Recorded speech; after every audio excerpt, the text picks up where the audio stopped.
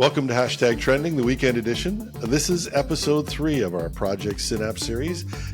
This is a discussion group about issues related to AI, generative AI in particular, but we've been meeting once a week now for a while, and we recorded a couple of these that we broadcast in the podcast. But when I say we, who is we? We've got Marcel Gagné. He's an author, tech enthusiast, a lot of experience in open source and Linux, and has made a deep dive into AI. Welcome, Marcel. Thank you. In the old days, Marcel, I would have talked about your years of experience in Linux and open source, but if I did that, it would make your AI experience look minor. So I was thinking we should have something like dog years in AI, because it just moves so fast. We say a dog lives 7 years in each one of our human years, so I think we should have AI years. So now we both had 14 AI years of experience. John, fun fact time. We were talking about this, and I'd forgotten. What are some of the other places you've worked? I've spent 17 years working for a pharmaceutical manufacturer. I've spent 3.5 years working for a retirement home company. I've spent 4 years working for a government regulator. I get around. So I started thinking today that we could talk about security in AI, not the nuts and bolts of it. I wanted to talk about some of the issues involved and maybe raise some of the questions we should be thinking about. One of the things that spurred me on in this, I did a story yesterday. It's the same thing. We've talked about strategy before in our conversation. I saw this Cisco report the other day. 92% of Canadian companies have an AI strategy, or they have one in development. Now that we're outclassing the global average by about 30 points. Globally, it's about 61%. We're great at strategy. When it comes to actually doing it, only about 7% of companies think they're fully prepared to deploy, and that's down from 9%. So that's this Cisco report that I was reading. We talked about strategy and action. I consider the two things to be linked. One of the great mentors I had was John Thorpe. He'd look at me and go, strategy without action is hallucination. And I'd go, but I like hallucination.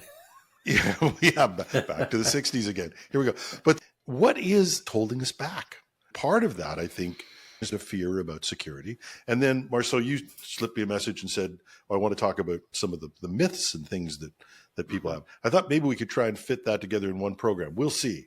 I think that's where I'd like to go with this discussion, because it is important. What's the point of having a strategy if you're not going to do something with it? Are you guys on the same page? I'm totally down for that. Okay. Jim, you talked about strategy. To me, there's two types of strategy. There's a corporate strategy, where I'm at now. We have a corporate strategy to implement AI. So we're a Microsoft shop, so we're planning to focus primarily on Copilot. And so we've had meetings talking about how do we implement Copilot so that it ties into our ecosystem. That's the corporate strategy. Then there's the individual or departmental strategies. Now that we have AI in place, so in our case, now we have Copilot in place, how are we as a department or as an individual going to utilize it to move things forward? That's where you build your use cases and things like that. I think that's classic. Think that's a big area where companies get to a point, and I think this is that 7 or 9%, is that companies get to a point where they implement AI, but then people go, okay, so what are we going to do with it?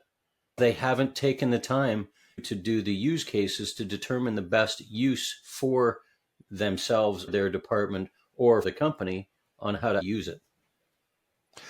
And this is where I'm going to say, not to be critical of any direction, because your direction is pretty standard. Like your strategy is pretty standard.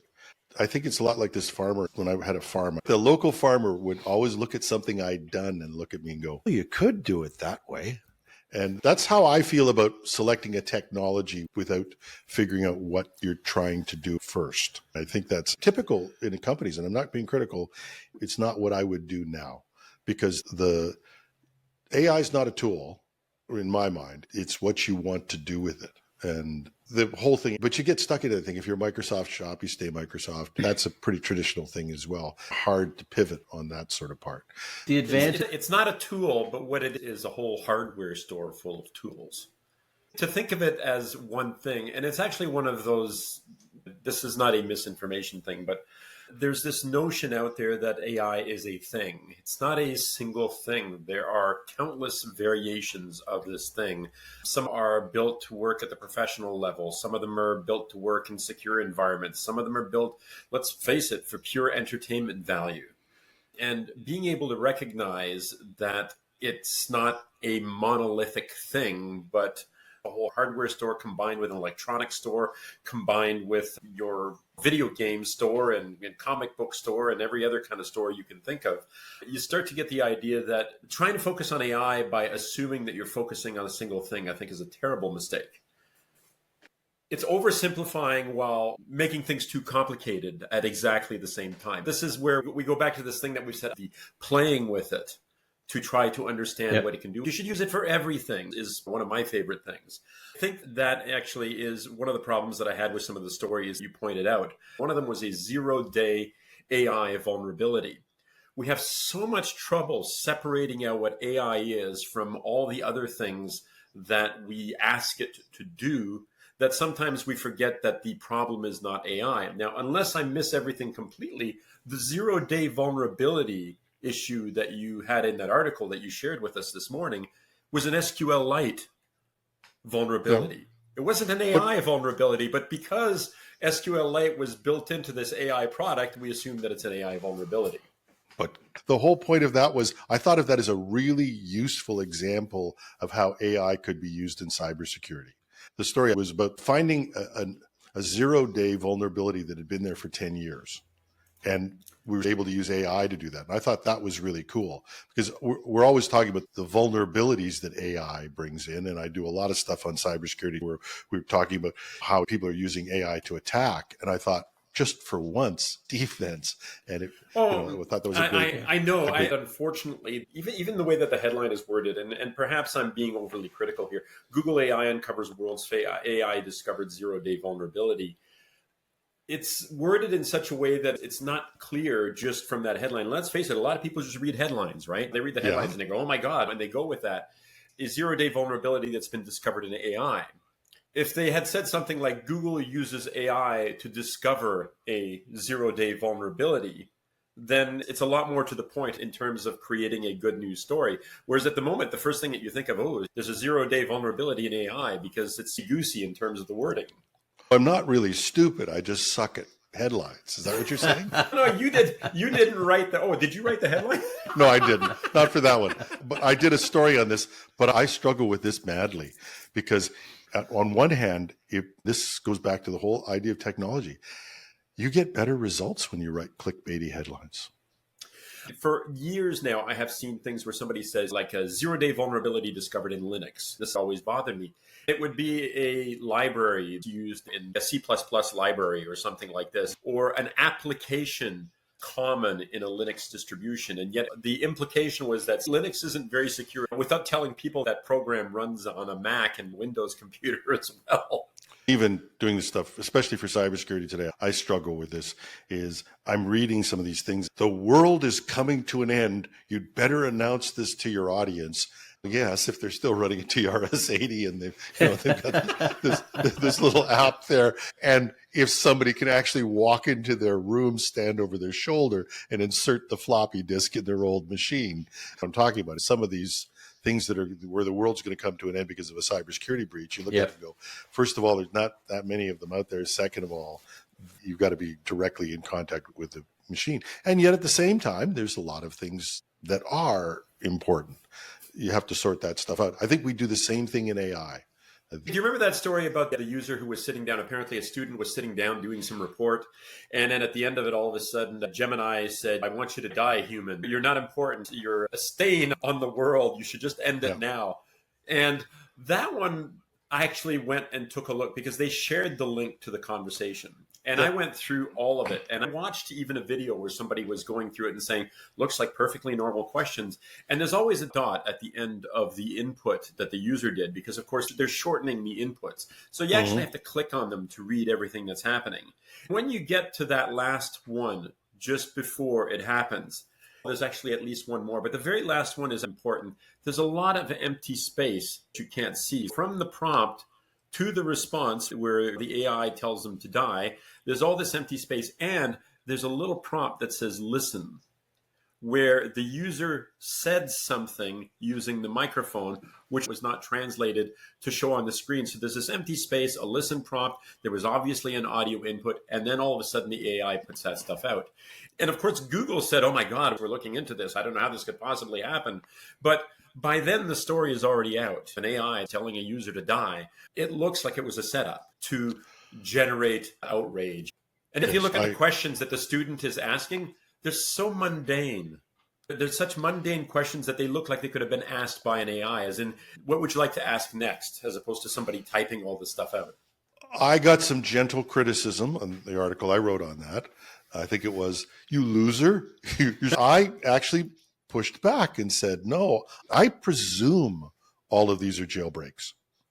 The guardrails should have kept it out, because if you can get it in that way, you can get it in another way. And the prompt or the guardrails that they had should have filtered that. Like I said, if you can insinuate it that way, you can find another way. Don't forget, even when you get down to the things where people will say, we put in controls, we put in guardrails are 60 to 80%.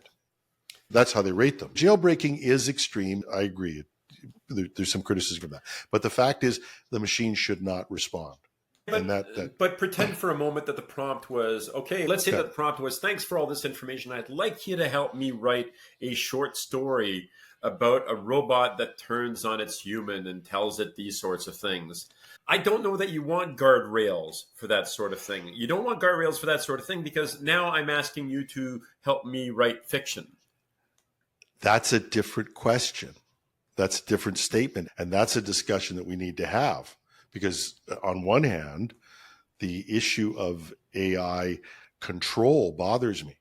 If I'm going to be able to ask this AI, tell me how to make an atom bomb, and it says no, and I say, but I'm making a souffle. Could you help me with my souffle recipe that splits the atom in my oven? You might as well not have any guardrails at all, because anybody who can't figure out how to do that is not going to make an atom bomb anyway. You'd have to have some kind of an age or verification system in terms of how you use these things. First of all, fissionable material is really hard to get your hands on. If you watched Oppenheimer, they told you how to make an atomic bomb. Like, it's actually in the movie. And if you Google it, there are countless documents out there that tell you how to make an atom bomb. Yep. Now, you still have to find yourself some fissionable materials and build a facility that can actually manipulate. So wrong example. Let's take a new virus. You can make those with relatively simple ingredients from many places. I could tell you to do that. If you can jailbreak it, you don't have control over it. Maybe we should be having that discussion of how we're going to deal with a world where you don't have control. Because I personally, not sure I like somebody out there telling me what I can know and not know. Because if it's an atom bomb, or maybe it's better that I think that the way the religious right does in the US, or some other form, somebody wants to get me to think the way they do. I was listening to Eric Schmidt, and he's talking about how social media is destroying us. He tracked it back coldly. This is the guy who headed Google. So they go, yeah, 2015, when they changed the algorithms. He knew it. They changed the algorithms to gain our attention and to bring out the worst in us. And that has had an impact on society. And in AI, I'm not sure I'm comfortable with anybody having that. We've already made the mistake once. Now we're going to make it with AI. And that bothers me a lot. The eyeball economy was actually the downfall of us all. Like the idea that it was, and Eric Schmidt is saying exactly the same thing. It was all about eyeballs. It was all about getting people's attention and ad related stuff like that. It's more than that, Marcel. It's more than that. Yeah. It's not just marketing. It's how they did it and how well they did it and what that did to us. And that's the scary part. But John, we don't specifically, there's no governing body that restricts what you can post on the internet. So Jim, I don't know why we would do anything dramatically different for AI. A lot of the information used to populate AI came from places like the internet. Some of that needs to be controlled or protected. It becomes a fine line between where you prevent that type of thing, but allow other things that in my eyes may be fine, in Marcel's eyes may be bad, or in your eyes, Jim. I think it's something that's going to come out over time, and it will probably fail the first time and it'll have to be corrected. But Canada may do something different than the US that does something different than the UK and so on. And you've got Italy, Yes. and they're actually activists about what they allow and not allow. But this whole thing of how are we going to cope with an AI? How are we going to do that by somebody censoring it, or are we going to have the freedom to make it work? Elon Musk is the great defender of free speech. Try and have a left-wing opinion on Twitter. Yes. You will not last a minute. But let's say we still haven't figured out how we're going to control AI. And John, you've got a whole pile of people who want to use it, like many other companies. One answer, I said, I'm not sure I get it or buy it, but it is a good one that if I put in a Microsoft piece that I have the right licensing, I know at least my data is not going to leave. And that's exactly why we've decided that's our starting point. It's not necessarily the end point. People have to go and play with it. So what we're trying to do is we're trying to build a sandbox that they can play in. And we have the right Microsoft E5 licenses, so we can actually use the free version of Copilot and it stays within our own tenant. Me as the head of cybersecurity, I can sleep at night knowing theoretically that you can sleep at night. No, you got one less thing that keeps you up at night. Yes, that's true. Because I know that I don't have like the Samsung deal where they had engineers putting all kinds of company confidential information out to ChatGPT. It wasn't done maliciously. They just didn't realize. And so that's what I'm trying to prevent is I'm trying to prevent people from, I think the last show I talked about, we had somebody trying to summarize a PDF. Unfortunately, it was a company confidential PDF. Luckily, it didn't upload it. But those are the kinds of things that we're trying to prevent. And I have to do that red-green moment here and say those three words men can't say. I was wrong. 2 weeks ago, I would have jumped on that and said, wait a minute, this is a vector database. And I've even heard somebody put this forward as a cybersecurity thing. There's so much data about you out there, it doesn't even matter anymore. Mm-hmm. And I would have said, this gets you to a large language model and you'll never get it out intact. Turns out you can. There was a study done from Stanford with training data, not with data that was uploaded. They were able to extract documents out of the AI intact, almost. The reason why that got me was when the New York Times was suing OpenAI, they reproduced an article that was almost verbatim their article, and they used that in their evidence. That's a key phrase, the almost verbatim. There is such a strict style guide for writing for the New York Times and a number of other magazines. I've been an editor for magazines, and I created style guides that said, this is how you will word these things. These are the words that you can use. I was always really strict on the Oxford comma. I'm willing to die on that hill. You will write using the Oxford comma. And that made it into my style guides that the magazine then used. That kind of thing is important to recognize going in. In the case of something like the New York Times, in this case is before the courts and everybody's got their own opinions and judgments. I'd like to point out that a number of copyright cases, the idea that the AI was verbatim copying or something like that has already been thrown out.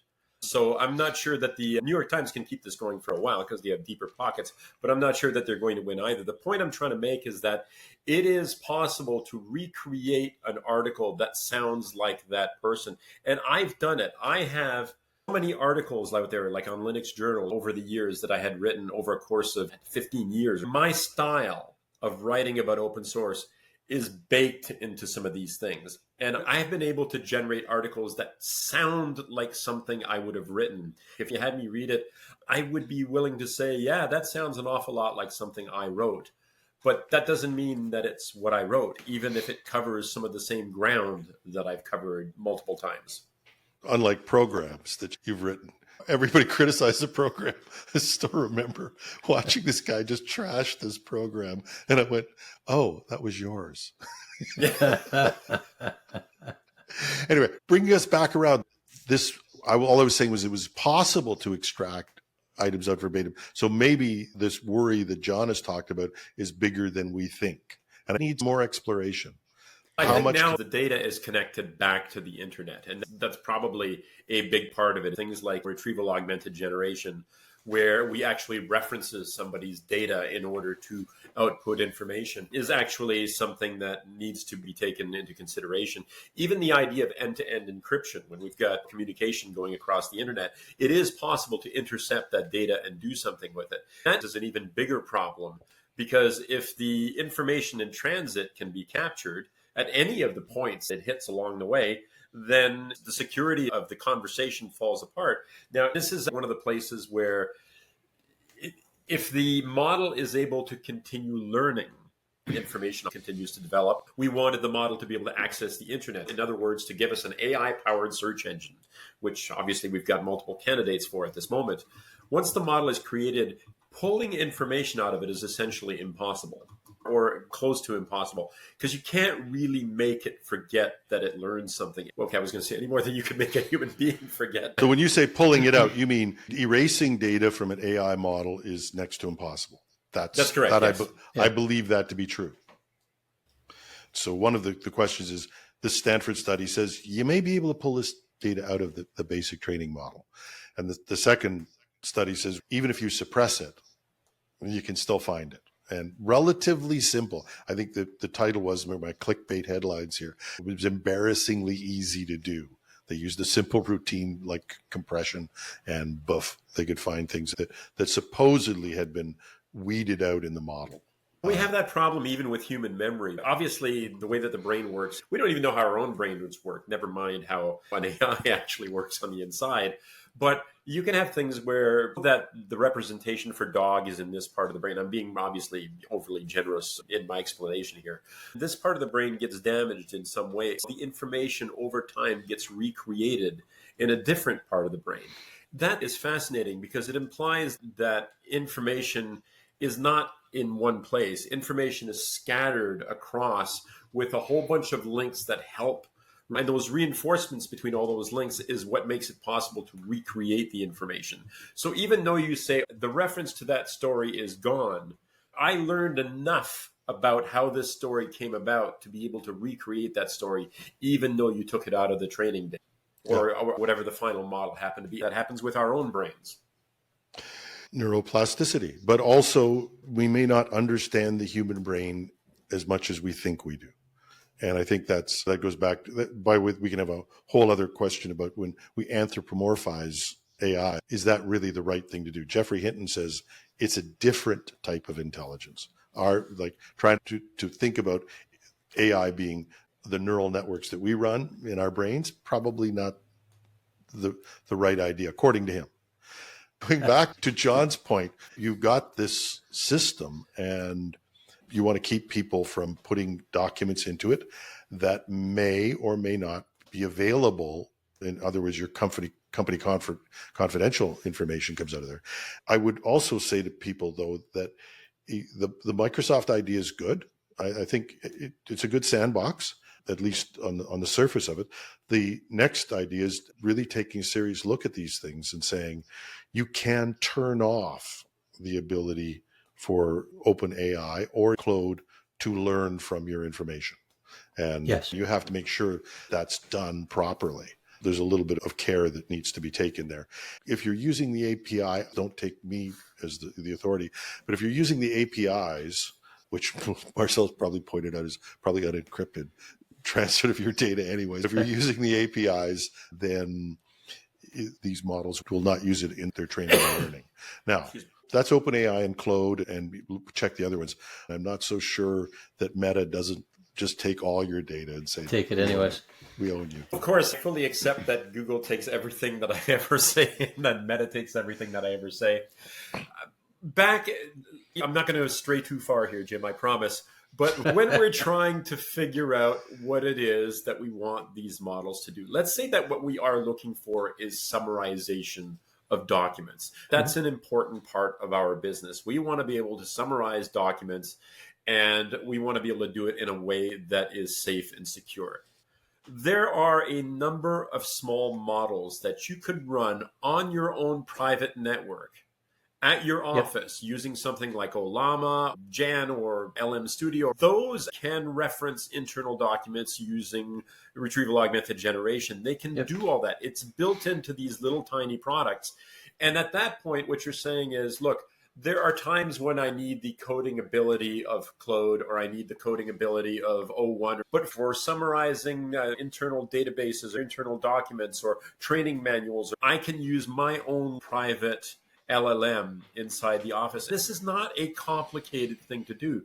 This is something within the reach of every company, including any of us sitting at home with a computer that's got any kind of basic GPU. I've got a laptop which has a 8 gigabyte GPU NVIDIA card. This is not a big deal in today's world. I can run a number of local large language models. I can reference my internal documents that I've got on my hard drive. I can point it and say, okay, these are my files, and it can summarize and search through my files. I don't have to give my data to anyone. It's possible to create a solution for your company that is completely private by making sure that you run it locally. For the big stuff, obviously, you're going to have to go to OpenAI. You're going to have to go to Copilot or something like this. But nothing says you can't achieve something like this on your own. The reason we've started with Copilot is because we already own it. Yeah. So it was already part of our licensing. So we said, let's start there and give people a place to play. It's that IT architectural principle that we all love. Can you save more money than free? Yes. And I say this as a joke, but I can't count the number of times that people have tools in their IT shop and they're not using them. And somebody goes out and says, let's try this new thing. And they haven't even figured out what. So as much as I said, I don't think you should start with a technology, I don't think you should not use one that you have. You got something here, play with it. Get the best out of it. It works. Guilty of this. Marcel would go, new, shiny, bright. I must have it now. But we realized we're limiting what we can do. There are tools that aren't built into Copilot, but it's not walk before you run. I'm saying we have to crawl before we walk.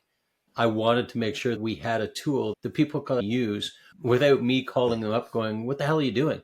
Why are you using AI? It's not protected. At least this one is protected so that they can figure out what the art of the possible is and play to their heart's content to figure out what they can do in the free version versus what do they need Copilot Pro for the integration with some of the other Microsoft tools, or ChatGPT Enterprise or Claude or any of these other ones. Yeah. The other piece, though, that we haven't really talked about is this whole idea of, it's one thing to protect your data, another thing to make sure that people are equipped to use AI and understand that, at least at this point, I'm not obsessed with hallucinations, by the way. I think, as Marcel pointed out, many of these things are just overblown. But you do want to make sure that somebody at least is validating and understanding the data they're getting and can think critically about it, which is another thing that is free. The ability to think, but is not used very much in our society. And this is the thing too, that forget about AI for a second. You hear people talk about, oh, I read this on the internet, so it must be true. Anybody can put whatever they want on the internet. And the same thing for AI. That I was at a conference not that long ago, and one of the things that they were talking about from these people that actually had implemented a variety of AI tools, as they said, AI can do all of that upfront stuff for you, but so you might potentially reduce the amount of workload on somebody with the upfront work, but essentially all you're doing is you're pushing it down the line, because now you have to QA the stuff that's coming out of AI to ensure that you've verified it before you put it out as being the gospel. Jim used the words thinking critically. And I think that this is one of those things that is, we talk about this as though it's an important thing, and yet we don't reinforce that anywhere near enough. There are courses that I would make mandatory if I was in charge of the educational system. And one of them would be like every year I would be teaching a course on critical thinking and being rational in the way that you perceive and take in information. And we don't do things like that. There are things that make perfect sense. It's like you got an email that came in that said, there's been a problem with your password. Please click this link to change your password. This should be so obvious by now. This should be like the sort of, it should be impossible to catch anyone with this right now. And yet it still works. It should be impossible for someone to get an email that says, I had a camera that's been watching everything that you're doing, so now you have to go and deposit X number of Bitcoins, otherwise I will make your information public. There should be no one that falls for this crap. And yet it happens all the time. Yep. I'll give you a very simple one when I talk about having to QA things that come out of AI. I'm sure most of you have done this already, but go into ChatGPT and ask it how many R's are in raspberry. Strawberry. Well, raspberry works too. There you go. It says that there are 2 R's in raspberry. Depends on the model, dude. Depends on the model. Yep. This is you're correct. This is 4.0. Yeah. The one everybody uses. But there's a better one out there somewhere. But these are classic things that you're going to be able to find in AI right now. Some problems that require logic for the next 3 to 4 months are going to be a problem. Yep. And a lot of those things, because several of the models now will give you accurate counts and accurate answers to brain teasers. As a matter of fact, they're smarter than most of the people who are doing them. I actually looked at one of these puzzles that it said AI stumbles with this one. I thought I had it right. I went, oh, I'm as intelligent as GPT-4. I got it wrong too. Yeah. By the way, Claude 3.5 Sonnet just told me there were 2. So there you go. And Claude so got it wrong? Oh, wow. yeah, I know. Did you try 4.1 to see if did 4.1 pick it up? Do you know? Oh, you mean 01? Yeah. Sorry, 4.01. Sorry. I don't have the mastery of all of the great marketing speak that OpenAI, their trial model. But even well, let's you two chat. I'll verify this. Okay. I just went back and said, like, when it came back and told me there's 2 R's, I told it that was incorrect. I said, can you please go back and correct? And he said, you're absolutely right to ask for a correction. And it goes through and it says there are 3 R's, and it says here's 1, here's 2, here's 3. Oh, good. You've chastised it. Yeah. But will it? Okay, so GPT-4o. Sorry, go ahead. Yep. I was just going to say GPT-4o does have 3. It does say 3. Okay. When I did because it the first John time, taught it. The first time I asked it and it told me 2, and then I told it was incorrect, and it came back and corrected itself and said that there are 3. And so it went over to you, Marcel, and said, now, are you using the free version or are you using the plus version? I'm using the free version of 4.0. I'm paying for it, so maybe if you pay, you get strawberries with 3 R's. Okay. But the point is, and we were talking about barriers, but you've got this issue, and I think this is a valid issue, is being able to cope with the fact that people make mistakes. Yep. AIs make mistakes. Mm-hmm. Do we push the errors down? Lean would tell you fix the error at the start, don't accept it. But the fact is that you've got potential for errors turning up at the end point, which makes for some complexity. And I've wondered about that because sometimes there are tasks that I'm looking at. And I think this is where we get back to our issue of play with it, because you're going to, in the initial stages, until we have, and it won't be long before a lot of these problems are solved. They're being solved day by day. But until that time, you have to divide up the stuff where it matters or doesn't matter. Yes. I go back to my early days in the office where people would send out letters. This is a long time ago. And we had a whole thing that dealt with death and with estates and stuff like that. And they would say, thank you for writing to us about your husband's death. All this here, the forms you got, we trust this is to your satisfaction. Because that was a form letter that had, and people would send that out. And we finally got one back and it got into the manager says, this is not to my satisfaction. And so from that point, we made the great idea of no clerk could send out a letter. It's got to go to a supervisor to be approved. Yep. The next time that mistake made, I'm sure it went to the manager, and then this has to go to the VP. That's a classic response of an organization, which we can't have. And I'm not sure I've got an answer to that, but this is, at least in our experimentation phase, the only thing I can think about is you have to divide your tasks into stuff where an error is not going to be fatal versus where an error is. And I've looked at this, I've taken this medically and looked at this, because in God bless Canada for its inaction, because we will find the safest AI before we actually start to use it in our health system, which is totally overloaded. But I've talked to somebody in imagery, people who are doing x-rays, I'm saying, how many x-rays do you get that are simple fractures, that are not going to brain tumors or things that you're going to, that where the consequences of a bad decision are going to be so great? How many the things just clog up the thing where you could just say, yep, your hand's broken, you need to come in, or whatever it is? Couldn't you run all those through an AI and live with the consequence that somebody's going to come to you later and say, my hand's still sore, I think you're wrong about it being not broken? And I think there's a corporate equivalent of that, where you could find the things where, a mistake is going to be a problem, but it's not going to kill you. I was just going to say that it's no different than a human doing something. If I'm just writing a memo to send it out to somebody or to send across the company, I don't go and get it reviewed by somebody before I send it out. But if I'm sending a document out to all of our members, I may run it by marketing and go, hey, can you just check this to make sure, A, that it's factual, B, that there's no spelling mistakes, and C, that it's aligned with the standard communication that we send out. And that's really, I think, what this ties in with is this is no different than giving it to somebody saying, can you check my math for the critical things? And I was just noticing in ChatGPT, at the bottom of it, it says, ChatGPT can make mistakes. Check important info.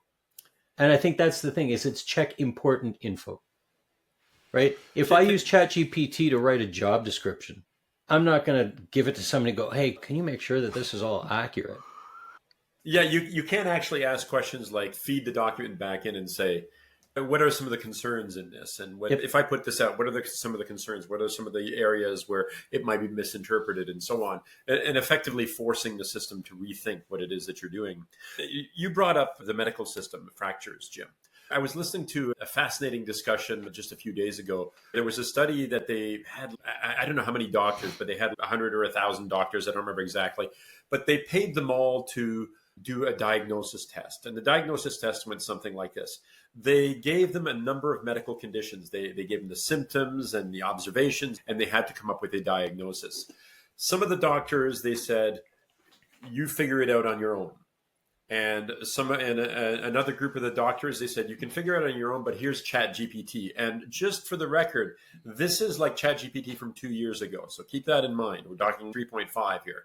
And then there was the other group, which is, we're just going to let ChatGPT figure it out and give us a diagnosis. Okay, so basically they've got the whole condition, and they do this with doctors all the time when they're in residence and so forth. Here's a bunch of conditions. What exactly, when they do this on House MD, he brings in the residents, here are the conditions, what's your diagnosis, and tell me why this is your diagnosis. The fascinating thing was that it was just slightly over 50% accurate when the doctors figured it out on their own. Okay, so let's say it was 53%. And I don't have the actual number. So they had 53% right diagnoses. Okay, if it was the doctor using ChatGPT, it was 50%. So it was actually lower when the doctor was using ChatGPT. This is where it gets interesting. ChatGPT was accurate 95% of the time. So the question then becomes, and this is, if we're talking about we need to have the human oversight to make sure that the information that we're putting out is accurate, explain to me why doctors working with ChatGPT had a poorer score, 50%, than doctors who didn't use an AI at all, 53%, and then ChatGPT gets a 95% accuracy rating on diagnosing these medical conditions. And they weren't simple medical conditions. They were complex problems that they had to actually think through to then provide a diagnosis. The explanation from the researchers was that the doctors didn't actually trust the AI enough to take its advice literally. So when the AI would say something like, yes, I think you're on the right track, I believe that this is the problem, the doctors would be all, obviously, it's the right answer because I came up with it. But if the AI gave them a different result, they would second guess it and come up with reasons why the AI was wrong. Yeah. And it turns out that if they had just listened to the AI in the first place, they'd be up there at the 95% and possibly even higher. That's scary. But yes. And I think what I was talking about as far as QAing is, to me, it's not debating what comes out of, maybe it is debating what comes out of ChatGPT. It's just, to me, it was more fact checking. That if back to the 2 or 3 R's in Raspberry, that if you ask it something, just checking to make sure that's accurate before you go and publish that. Yeah. By the way, Gemini said there was only one in Strawberry. I saw that. Yes. Yeah, Gemini thinks there's 1 R. Yeah. There is only 1 R. It's just used 3 times. Boy, that makes sense. If you put the wrong spelling in, it's going to catch it. Yep. Mm-hmm. And that's an interesting thing. And that's where you get down to, even if you're going to focus on these errors and you're going to focus on the things that it can do wrong. And I think we've established maybe you need to have some of your own guardrails. But if you're going to focus on that, you're going to not use it for something it can do very well, because for something that you like. How many times has anybody ever come in to you say, John, do you think there's 2 R's in Strawberry or 3? It rarely comes up from my customers. 3 times a day. Oh, okay. Maybe that. Sorry, maybe it's only 2 times a day. But if I use Gemini, it only happens once. Or, Jim, have we done 3 of these episodes or 4? Yeah. No, look, I'm certainly not saying we shouldn't use it. I'm just saying that when you get to a point of critical information, you might want to just double check the numbers to make sure that they jive with all the information you have. You might want to check them on Excel, because stats tell me that 90% or more of Excel spreadsheets have an error. Yep. And I think you get to about 60% of them that being a critical error. Now, don't trust me on that. I'll put a little disclaimer. Check these facts. Sometimes Jim is wrong, but I'm not far from wrong. And which is the other thing in deciding which type of information you have. If ChatGPT is going to tell me it's 63% versus 60%, and I'm making a critical formula where that everything goes wrong if I get it wrong, then that's a huge problem. But if it's going to tell me it's 19 degrees Celsius out there versus 20 degrees Celsius out there, in a world where we accept the fact that someone will tell you there's a 50% chance of rain, which means it might rain, might not, I think that's a perfectly adequate type of response from any model. Yeah. So let's circle around and try and make some sense out of this discussion. John, you've raised the issue of protecting the information we have, and I think we offered some solutions for that. One is the solution of having a Microsoft. I think investigate if you're using Gemini, you may be able to get the same sort of thing. I actually don't know. But you can put a sandbox together or a concrete world together to let your users play, and that's probably a good idea. Marcel's pointed out you could do that with open source as well. You can do things in an open source manner where you could do the processing on your own turf and keep it behind whatever passes for a firewall in your world.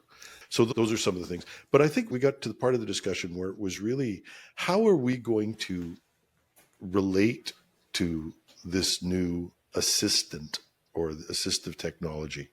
And how are we going to deal with that? And part of it is we have the same problems working with people, and we're not exceptionally effective at making that really efficient. So we do have to think that through. But the other piece of this is, we talked a lot about the skills that are going to be around, at least the next several years. I think we can point at the skills are going to be around communication, critical thinking, those types of things people are going to need. Maybe the most important training, not necessarily only training on how to use AI, but training on how to think about answers. Yes. That may be one of the biggest things we get. And how to ask questions. That goes back to the whole prompt engineering, right? That it's the old garbage in, garbage out. If you ask a bad question, you're going to get a bad answer. So being able to critically think about, how do I want to ask for the information that I'm looking for? It helps to be able to do that. But again, I'm always using this. I stole it originally, but I'll share it, which is that you're using the worst AI model you're ever going to use at the moment. Yes. Things are continuing to improve all the time. And honestly, I find that these days, the AI is actually better able to understand the question that you're trying to put together than the question that you're typing yourself. In other words, it susses out what you're looking for in ways that the concept of prompt engineering is almost pointless. Like the AI does a better job of writing prompts than you do. So you just talk in a friendly, normal way. By the way, Jim, I just looked up your stat here. It's actually worse than you thought. Apparently, in most models, and from a research at the University of Hawaii, Panko, 88% of corporate spreadsheets have errors. 88%. So you might as well call it 100%. That's how accurate your data is. And we haven't dug deeply into this, but your corporate data is probably crappier than you ever think. So even taking that data and using retrieval augmented generation, make sure you take it up, your own data for sure could give you a crappy answer. I think the answer that we've all come up with is there has to be some sanity at the point where we push this information out. And you have to understand the risks of providing information. And I think that's something all corporations need to do, is to say, what can we safely send out without heavy checking?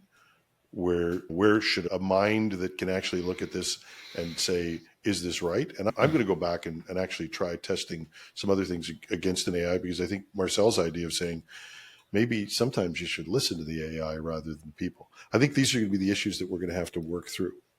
And for sure, it goes back to our original premise of Project Synapse, which is think small, try these things, and work these issues out before you have to work them out in a boardroom or a meeting with other executives, where you can't do what my friend from Australia used to say was the bidep. You're going to have to give somebody a cold answer to a question about risk and how you're using data. And you better have thought this through and experimented with it a little. I like thinking of AI as an alien intelligence. And I know that Jeffrey Hinton likes to say the same sort of thing. Don't think of it as an artificial version of us. Think of it as an alien that comes to visit our planet, who is infinitely more intelligent than we are, has all this much more information, and they are probably right when they give you an answer. But of course, being human beings and being cocky about our own abilities and so forth, we're going to perpetually be going like, oh, I don't know if that's actually the truth. But that doesn't change the fact that we still have to be able to look at something, even if 95% of the time it's going to be right and only 5% of the time you're going to be right.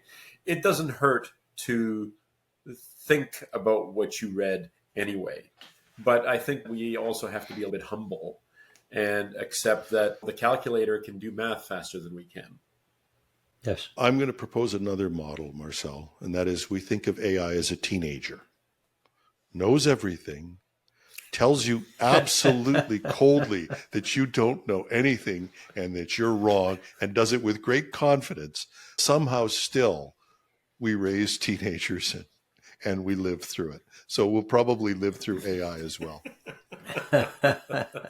Yeah, that works well. Yeah. And that's our discussion for today. Love to know what you thought. And if you have comments or questions, you can reach me at editorial@technewsday.ca, or as some listeners have, on LinkedIn.